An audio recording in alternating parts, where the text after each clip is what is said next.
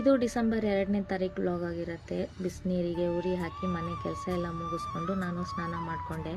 ಇವತ್ತು ನಮ್ಮ ಊರಿನಲ್ಲಿ ಜಾತ್ರೆ ಇತ್ತು ದೇವ್ರದ್ದು, ಹಾಗಾಗಿ ಹೋಗೋಣ ಅಂಥೇಳಿ ರೆಡಿ ಆಗೋಣ ಅಂದರೆ ನನ್ನ ನೈಲ್ ಪಾಲಿಶ್ ಎಲ್ಲ ಖಾಲಿ ಆಗಿಬಿಟ್ಟಿತ್ತು. ಇದನ್ನೇ ಹೆಂಗೋ ಬಳ್ಕೊಂಡು ಅಷ್ಟೊತ್ತಿಗೆ ನನ್ನ ಮಗ ಎದ್ದ, ಅವನಿಗೂ ಎಲ್ಲ ಸ್ನಾನ ಎಲ್ಲ ಮಾಡಿಸ್ದೆ. ಪೂಜೆಗೆ ಹೂವು ಕಿತ್ಕೊಳ್ಳೋಣ ಅಂತ ಹೋದೆ. ನಮ್ಮ ಮನೆಯವರು ಅಷ್ಟೊತ್ತಿಗೆ ಕೆಲಸದಿಂದ ಮನೆಗೆ ಬಂದರು. ಹೂವು ಕಿತ್ಕೊಡ್ತೀನಿ ಅಂತ ಹೇಳಿಬಿಟ್ಟು ಇರೋಬರೋ ಹೂವು ಎಲ್ಲ ನನ್ನ ಮೇಲೆ ಸುರಿತಾ ಕೂತ್ಕೊಂಡಿದ್ದಾರೆ. ಆಮೇಲೆ ರಂಗೋಲಿ ಎಲ್ಲ ಹಾಕ್ಕೊಂಡು ದೇವರಿಗೆಲ್ಲ ಜೋಡಿಸ್ಕೊಂಡು ಪೂಜೆ ಮಾಡ್ಕೊಂಡ್ವಿ.